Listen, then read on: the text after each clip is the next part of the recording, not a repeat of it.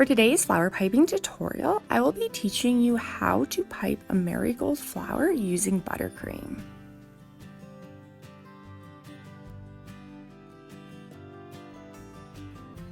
Begin by attaching a square of parchment to a flower nail. Using a number 101 piping tip, pipe a small base in the center. With the narrow end of your tip facing out, we will begin piping our petals. So to pipe your petals, apply pressure, pull up, turn slightly, pull back down, and sharply pull away to form each of these petals.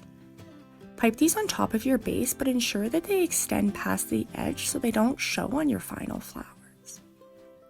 I'm going to pipe another small disc in the center here, and I'm going to use that as the base for my second layer. So again, we're going to apply pressure, pull up, pull back down, and sharply pull away while spinning.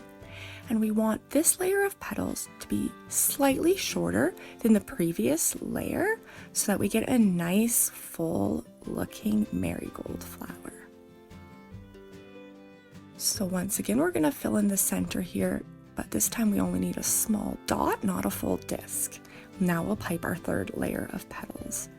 So again, make sure that the narrow end is facing out and that these petals are slightly shorter than the previous row.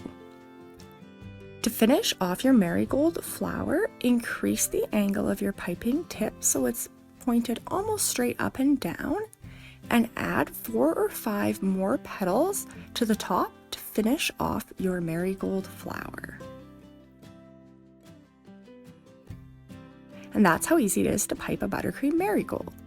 If you have enjoyed this tutorial, I'd appreciate it so much if you would like or subscribe, and if you have any questions, let me know down below. I'm going to link a couple more videos here for you. Thanks for watching.